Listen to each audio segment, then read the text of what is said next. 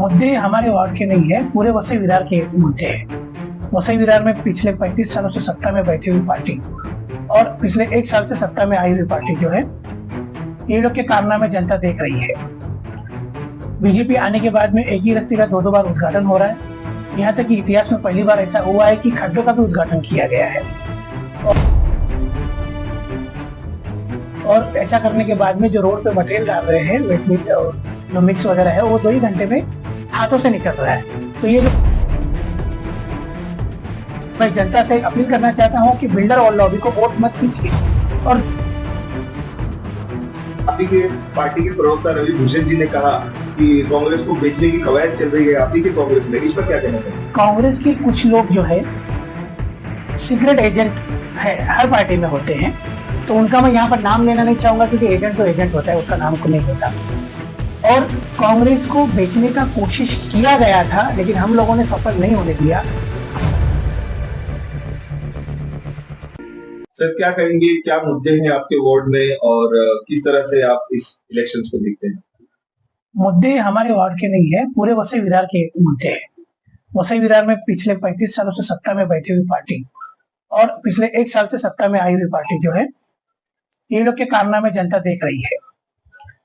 BJP आने के बाद में एक ही रस्ते का 2-2 बार उद्घाटन हो रहा है। यहाँ तक कि इतिहास में पहली बार ऐसा हुआ है कि खड्डों का भी उद्घाटन किया गया है। और ऐसा करने के बाद में जो रोड पे मटेरियल डाल रहे हैं, वेट और जो मिक्स वगैरह है, वो 2 ही घंटे में हाथों से निकल रहा है। तो ये जो कारनामे सारी वसई विरार को पता चल रहे हैं। हमारा उद्देश्य क्या है? वसई विरार का जो टैक्स पेयर जनता है, उसको सही रोड, रास्ता, बिजली, पानी, उसके अलावा एजुकेशन और हेल्थ के बारे में जो इशू है, हर साल वसई विरार में कम से कम 100 से ज्यादा इनलीगल स्कूल की लिस्ट निकलती है। इसमें बच्चे जाते हैं और जो है उनका जो भविष्य है वो जो है अंधकार में है। हमें यहाँ पे सरकारी स्कूल की आवश्यकता है, लेकिन यहाँ के जितने भी पार्टी के नेता है, उनमें से किसी ने भी सरकारी स्कूल के बारे में मुद्दा नहीं उठाया है। यहाँ पर हॉस्पिटल की समस्या है। आज भी लोगों को केम हॉस्पिटल की तरफ, सायन हॉस्पिटल की तरफ यहाँ से दौड़ के जाना पड़ता है। तो ये जो यहाँ की सत्ताधारी की कमजोरी जो है दिखाई देती है। उसके बाद जो दूसरे पार्टी के उम्मीदवार है, ज्यादा से ज्यादा बिल्डर लॉबी के उम्मीदवार है और कॉन्ट्रैक्टर लॉबी के उम्मीदवार है। आपके दरवाजे पे आया हुआ उम्मीदवार आज के पहले आपके दरवाजे पे कभी दिखा नहीं होगा, न उसने आपके से किसी समस्या के लिए सवाल उठाए रहेंगे। उन लोगों को सिर्फ अभी यहाँ वसई विरार में जो इनलीगल बिल्डिंग है, उनको C1 में डालकर उनको तोड़ना है और वहां पे अपने डेवलपमेंट मतलब बिल्डरगिरी करनी है। इसलिए ज्यादा से ज्यादा बिल्डर लॉबी इस इलेक्शन में सक्रिय नजर आ रही है। तो मैं जनता से अपील करना चाहता हूं कि बिल्डर और लॉबी को वोट मत कीजिए। और दूसरी बात, कई पार्टियां ऐसी बातें उठा रही है कि कांग्रेस पार्टी का और बहुजन विकास आघाड़ी का जो है गठबंधन हुआ है, लेकिन ये गठबंधन हुआ नहीं है। हमारी पार्टी जो है नेशनल पार्टी है और हमारी पार्टी पूरे ताकत से इलेक्शन लड़ रही है। और खास करके मैं रामदास वाघमारे, वसई विरार का जिला कार्याध्यक्ष हूँ।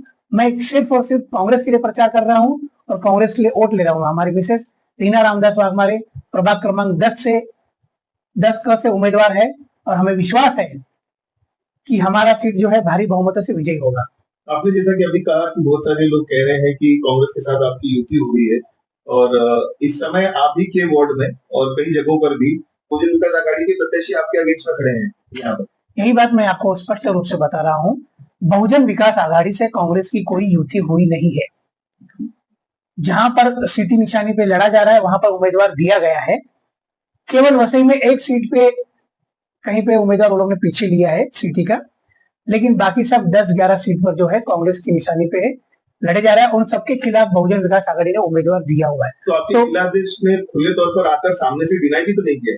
जिलाध्यक्ष खुद कांग्रेस के प्रत्याशी अभी है और उनके खिलाफ भी बहुजन विकास आघाड़ी ने उम्मीदवार दिया हुआ है। तो ये जरूरी नहीं है कि हर बात मीडिया में आके बताना है। मीडिया समझदार है, लोग समझदार है। लोग, हमारे कांग्रेस के लोग क्या अंधभक्त नहीं है, वसई विरार के लोग क्या अंधभक्त नहीं है, उनकी बहुत से बातें समझती है। तो इन बातों को जो है तथ्य मानकर हम आगे चल रहे हैं। लेकिन जनता को तो ये बात पता होनी चाहिए कि युति हकीकत में हुई है या नहीं हुई।